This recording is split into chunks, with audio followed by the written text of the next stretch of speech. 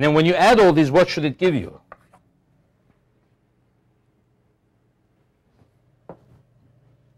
(20 microcoulombs, right? So 5 and 6 is 11, and 7 is 18, and then these ones added up, it should give you 20. Okay?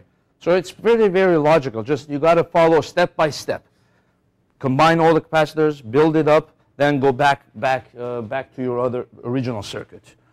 Okay, how about the energy across each? So this is kind of my final check. If I get the energy across each one, okay,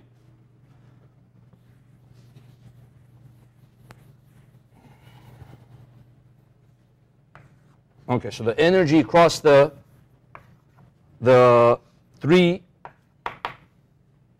is going to be what? Again, I could use either of the half CV squared, half QV, because I now know the charge and the voltage across each. So it doesn't matter what formula I use. I could do half Q squared over C. So that would be 20 squared over 3. So that's 400 over 2. That's 200 over 3. So 666, right?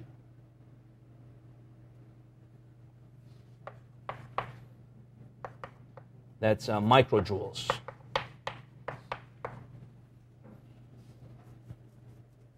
So the energy stored in the 3 microfarad capacitor is going to be 66.67 microjoules.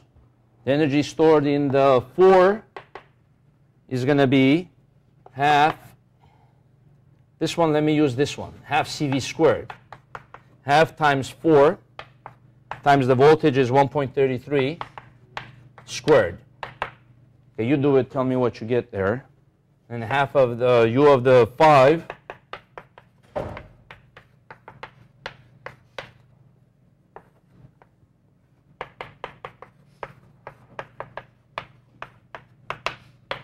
so tell me what you get for each of those.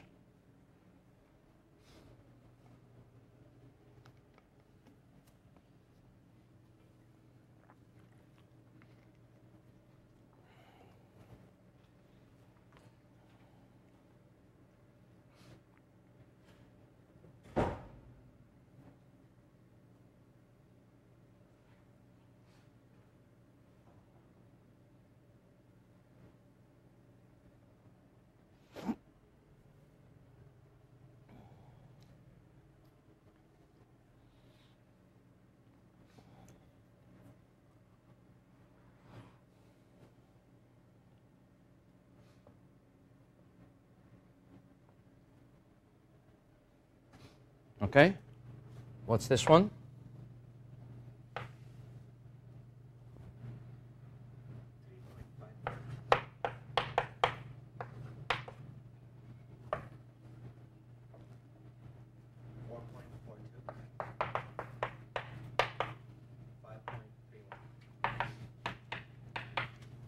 Okay, now add all of them.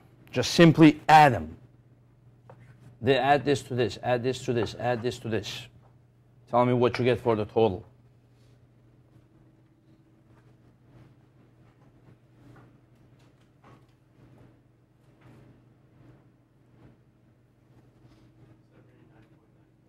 $70.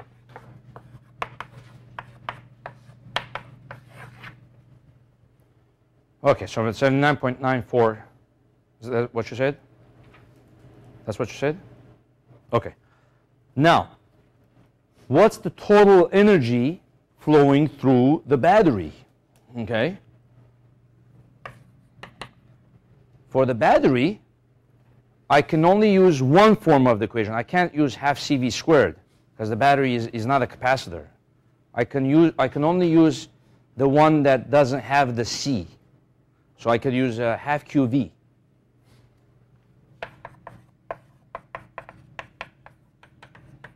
So I'm not going to use any the one that has a C. I'm just going to use half QV. Okay, so here's the moment of truth. Here's where you either smile when you're doing the test or you say, oh no, I better go check my work, okay? So you say half Q total, which is the total charge that will have gone through the circuit, is 20 microcoulombs. That's why I kept that circuit. So this is 20, and the voltage of the battery is 8. That's the total energy flowing through the battery. So the sum of all the energies stored in the capacitor must equal that. So that's 10 times 8, 80. 79.94. I'm convinced. Okay. It's rounding error, right? Now, if this was 85, and that is 79.94, your answers are wrong probably. So it can't be, you can't blame too much on rounding error, okay? If it's 80, 81, maybe, okay, but 85, 86, that's too much difference.